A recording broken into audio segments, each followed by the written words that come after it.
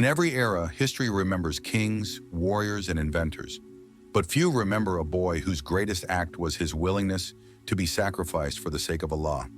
His name was Ismail, peace be upon him, the son of Prophet Ibrahim, a.s. His life was a journey of faith, patience, and ultimate submission. His story is not written in the chronicles of empires, but in the very fabric of Islam.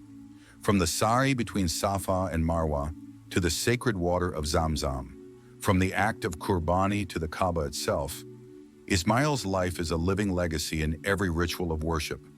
But this is more than a historical narrative. It is a timeless message, a message that true greatness lies not in power or wealth, but in submitting to Allah's command with a heart full of faith.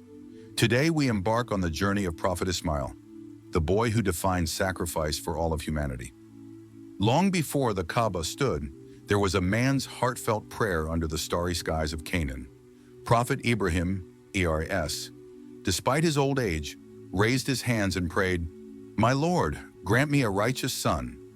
And Allah answered this dua with a son destined to become a symbol of faith, Ismail, AES. Hajra, a noble woman of immense strength, embraced the blessing of motherhood. But this birth was more than a family joy.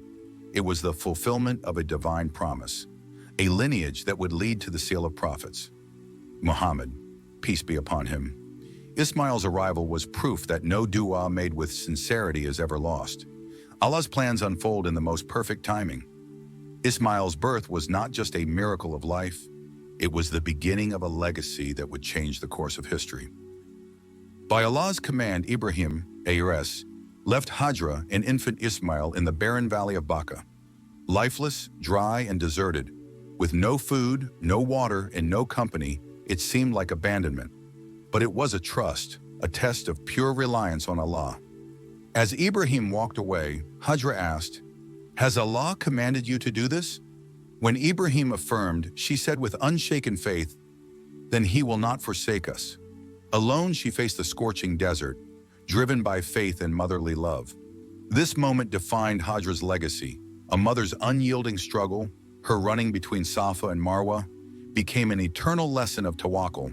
Her footsteps in search of water would become an act of worship for millions until the end of time. As supplies ran dry, Hajra's desperate search for water intensified. Back and forth she ran 7 times between the hills of Safa and Marwah, driven by a mother's instinct and unbreakable faith. Her struggle did not go unnoticed. By Allah's mercy,